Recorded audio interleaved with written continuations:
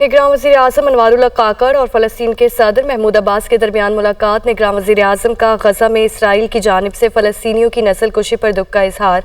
पाकिस्तान फ़लस्तीन की सिफारती और इखलाकी मदद जारी रखेगा और आलमी ताकतें गज़ा में जंग बंदी और बच्चों के कत्लेआम रोकने में किरदार अदा करें। अनवारुल्लाह काकड़ की जानिब से मज़ीद कहा गया कि दोनों रहनुमाओं का गज़ा में गैर मशरूत जंग बंदी और राहदारी के क़याम का मुतालबा किया गया है। सदर महमूद अब्बास से पाकिस्तान का मुश्किल वक्त में साथ देने पर शुक्रिया भी अदा किया। गज़ा में महसूर फ़लस्तीनियों के लिए इमदाद भेजने पर वज़ीर आज़म और पाकिस्तानी अवाम का शुक्रिया अदा करता हूँ, महमूद अब्बास की जानिब से कहा गया। रियाज में निगरान वज़ीर आज़म अनवारुल्लाह काकड़ और फ़लस्तीन के सदर महमूद अब्बास के दरमियान मुलाकात हुई। हमास के सरबराह इस्माइल हानिया की पोती इसराइली बमबारी में शहीद। रवी हमाम हानिया बुराक स्कूल में होने वाली बमबारी में शहीद हुई।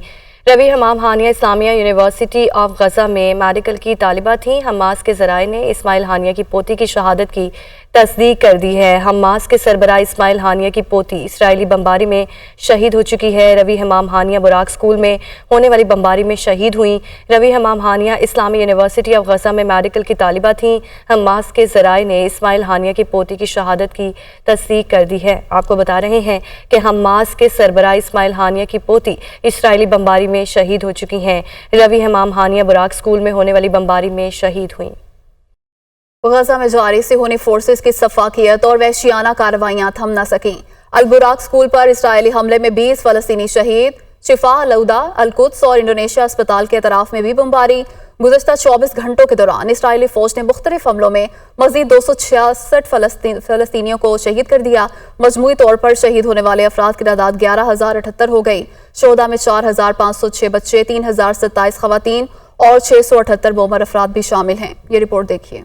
गजा में इसराइली फौज की कार्रवाइयां जारी। सेहूनी फोर्सेज ने गजा के अस्पतालों पर बम बरसाना शुरू कर दिए। अल-बुराक स्कूल पर इसराइली हमले में 20 फ़लस्तीनी शहीद। शिफा, अल-उदा, अल-कुद्स और इंडोनेशिया अस्पताल के एतराफ में भी बमबारी। सेहूनी फौज ने अल-नसर चिल्ड्रन अस्पताल और गजा ब्लड बैंक पर भी बम बरसा दिए। गजा के 35 में से 21 अस्पताल मुकम्मल तौर पर बंद। फलस्तीनी वजारत सेहत के बयान के मुताबिक इसराइली फौज ने गजा में अस्पतालों और हेल्थ मराकज पर 270 से जायद हमले किए। मिस्र के सदर अब्दुल फताह अल सीसी और कतरी अमीर तमीम बिन हमद अल सानी की काहिरा में मुलाकात। दोनों रहनुमाओं ने गजा में तबाहकुन सूरत हाल पर तशवीश का इजहार करते हुए गजा में फौरी जंग बंदी का मुतालबा किया। उधर अमरीकी सदर जो बाइडन कहते हैं कि इजरायली वजीर आजम से मुतअद्दिद बार जंग बंदी के हवाले से बात की है। गजा में जारी जंग ने हमारी सोच से ज्यादा वक्त ले लिया है।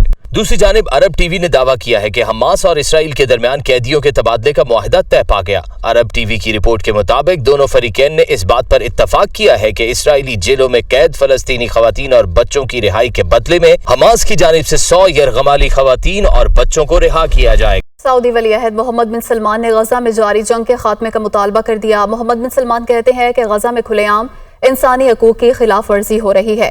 उन्होंने कहा कि गजा की पट्टी पर फौजी हमले की शदीद मजम्मत करते हैं। फलस्तीनियों की जबरी बेदखली को रोका जाए। इसराइली फौज बैन अल-अक़वामी कवानीन की खिलाफ वर्जी कर रही है। गजा में सूरत हाल संगीन है। गजा के रिहायशियों को फौरी इमदाद की जरूरत है। अगर इमदाद ना पहुंचाई गई तो मजीद अफराद भी जान से हाथ धो बैठेंगे।